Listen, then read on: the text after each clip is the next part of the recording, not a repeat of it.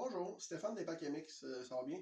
Dans le fond, là, ce que je veux faire aujourd'hui, on entend plein de discussions, là, tu sais, là, des 4 temps, les problèmes de 4 temps, etc. Là, tu sais. Moi, je les appelle les mal-aimés. Tu sais, les CRF 450, 2003, 2004, YZ à partir de 98 qui ont fait ça, là, des 426, des 400, je veux dire, puis en montant. Toutes ces machines-là là, qui sont rendues à 10, 12, 15, 16 ans, qui n'ont jamais été refaites, ça vire tellement haut les moteurs là-dessus. C'est comme des moteurs de Formule 1. C'est négligé. Le monde a peur de jouer là-dedans. Fait qu'ils attendent que ça rende l'ombre. Là, je vais expliquer des choses là, ben basiques. Tu sais, des fois, je vois des commentaires sur Internet, là, tu sais, je n'aimerais pas ici, peu importe, là, tu sais, là, c'est n'importe qui commente là-dessus, puis ça, à un certain point, je veux dire, c'est correct, on essaie d'aider les gens, mais des fois, on les nuit, là. Tu sais, quand t'as pas fait là, 10, 15, 20 moteurs dans ta vie, là, va pas sur Internet conseiller le monde. Tu sais, quand t'as checké ton oncle faire là, par-dessus son épaule, puis t'as entendu dire que c'était le même, que c'était le même, conseille pas personne sur Internet. Tu l'aides pas. Tu l'aides pas. Tu lui fais prendre les mauvaises trails que tu as prêtes, puis que tu as faites, puis qu'au final, tu as réussi à l'envoyer réparer. Les 4 temps. Exemple, celui-là que j'ai ici, là, j'ai un CRF 450 2003. Okay? Le client m'amène ça. Bon, on n'a pas de compression, etc., etc. On roule ça. Le piston, là, il y a 5 millièmes de lousse, il flacote. Okay? Bon. Là, moi, je les connais, fait que je le sais. Un CRF 450, surtout les Unicam, là, les problèmes, c'est les valves d'intake. Je sais pas si on va être capable de voir, là, parce que, écoute, j'ai pas. C'est un cellulaire quand même. Là.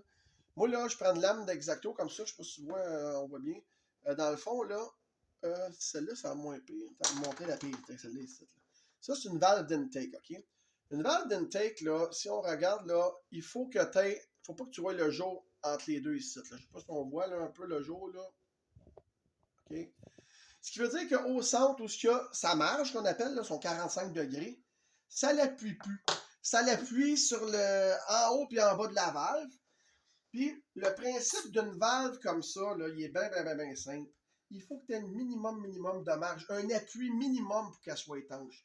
C'est un petit peu le principe de, exemple, si je prends la lame comme ça, puis je mets un liquide là, qui coule là-dessus ici, là, puis je le bloque comme ça. J'ai pas mal plus de chances de réussir à couper avec ma lame, à couper l'eau qui va descendre avec mon couteau comme ça, que à plat. Plus qu'on a de surface de contact, moins que c'est étanche. Ces valves-là sont en titanium, c'est super léger. Il y a un coating qui s'appelle le Molykote là-dessus. Quand il n'y a plus de Molykote, là, ben, t'as beau ajuster tes valves, puis les mettre lousses, puis mes valves sont bien ajustées, sont plus étanches, tes valves. Ce que ça fait une valve d'intake qui est plus étanche, c'est bien simple. Quand ton moteur, il veut aspirer l'essence, il veut aspirer le gaz, il fait une compression qu'on appelle la compression secondaire, donc il descend, et il fait des bords négatifs. Et là, les bords négatifs montent parce que mes valves sont étanches en haut. Ils retiennent, dans le fond, les bords négatifs jusqu'à un moment que le cam, lui, en haut, décide de rouvrir mes valves et de laisser rentrer l'essence. Il faut penser, là, ces bicycles-là, c'est un carburateur, il faut penser, là, ils ont beau avoir une pompe d'accélération qui facilite l'essence de rentrer, là, mais il faut quand même que le gaz, là, il se fasse aspirer dans la cuve, il monte, il s'en aille en haut, puis il s'en aille dans les valves. Là.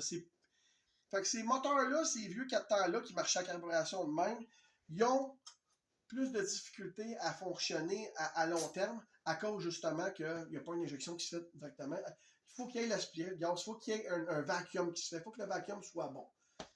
Fait que là, t'as le gars là, qui m'appelle et qui me dit mes valves sont bien ajustées, puis tout. Là, je vois le monde, ces réseaux sociaux. Là. Ouais, mais là, c'est peut-être bien ton carburateur. T'as-tu checké ton timing? T'as-tu. Première, je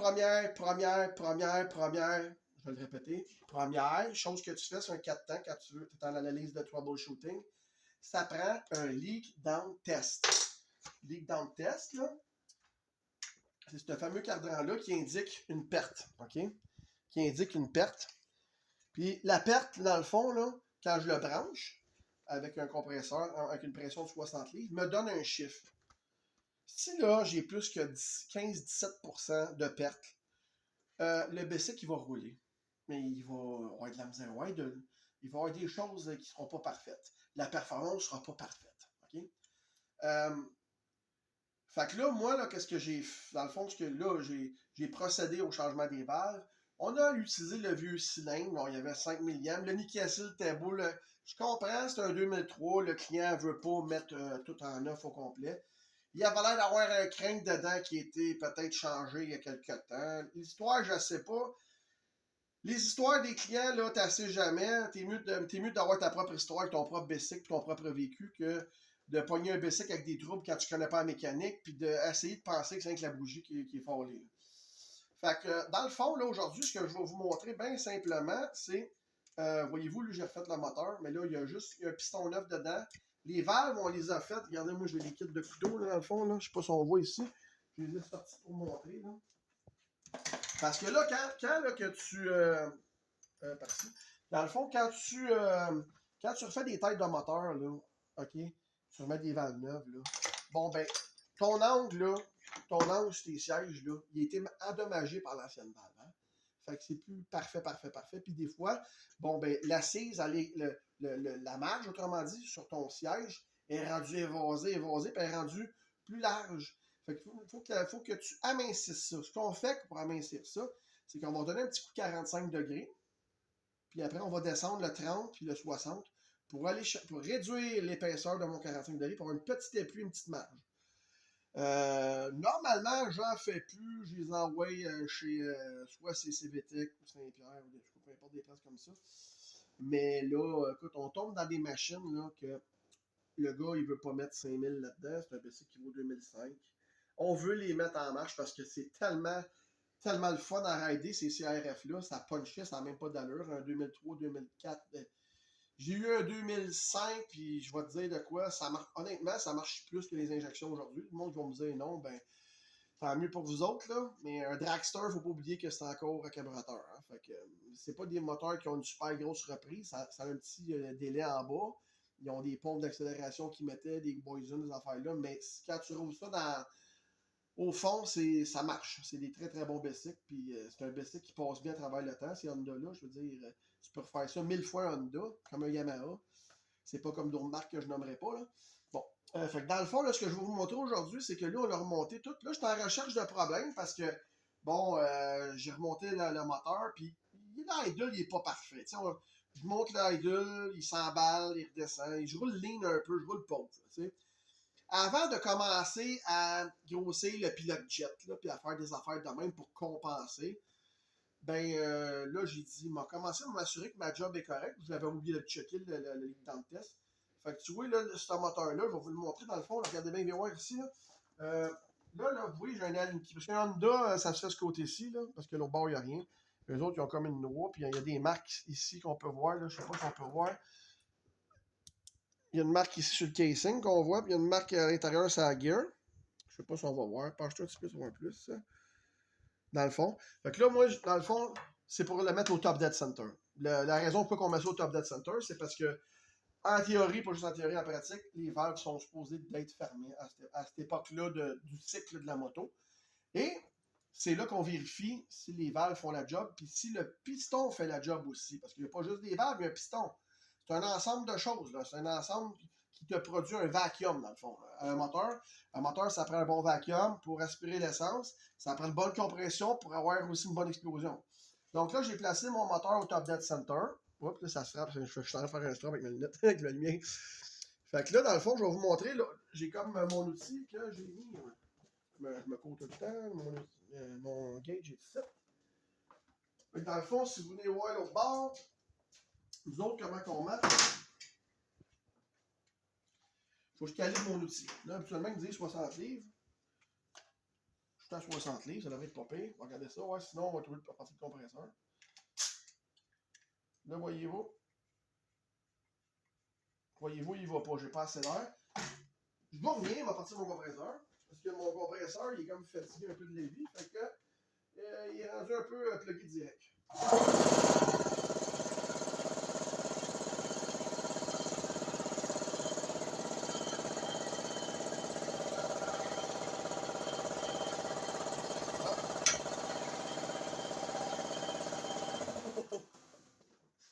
Bon, dans le fond, là,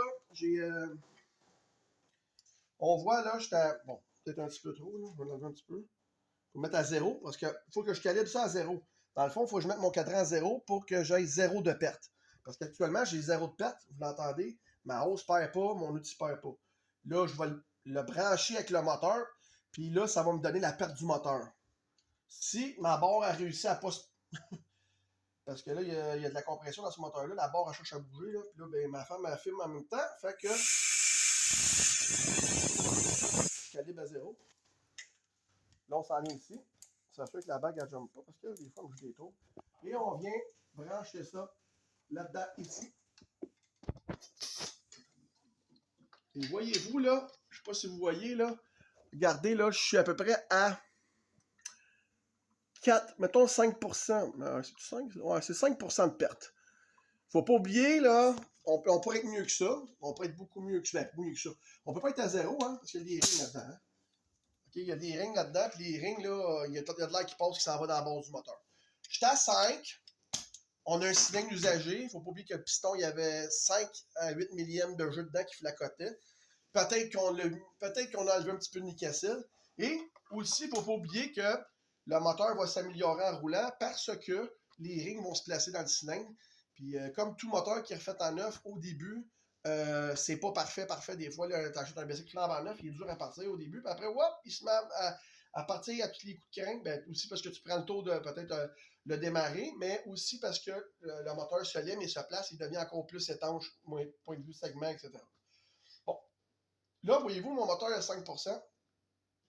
Là, oui, je peux dire que probablement que j'ai un problème de carburation parce que le bike, il part. Il vire, il répond super bien. Là, je suis rendu à 3 tours et demi sur ma vis de mixture en dessous pour compenser, pour essayer de trouver un idle. C'est non. Ça passe pas, c'est non. Supposé d'après un tour et demi, 2. Tu vas des fois avec le temps, peut-être tu vas réussir à le faire bien virer à 2 parce que le temps fait que, mettons, la slide de carburateur est usée, etc. Il y a des choses comme ça qui fait que tu vas l'enrichir parce que c'est la mixture screw qui est en dessous finalement. Fait que là, ce qu'on va faire dans le fond, là, c'est que autres, là, on va procéder au tune-up parce que je sais que mon moteur, là, qui est un accessoire assez important, est prêt à fonctionner comme il faut. J'ai un bon lead down test. Donc, parce que là, le monde va me dire, oui, mais le monde, là, ils vont me dire, oui, mais t'as bien qu'à faire un test de compression. Non, parce que ces moteurs-là, il y a un décompresseur dessus. Puis, quand tu crains ça, là, si, mettons, tu n'as pas de décompresseur, là, mais tu casserais des casings tout le temps. Parce qu'avec la crainte, là, c'est des moteurs qui roulent entre 240 et 260 livres de compression.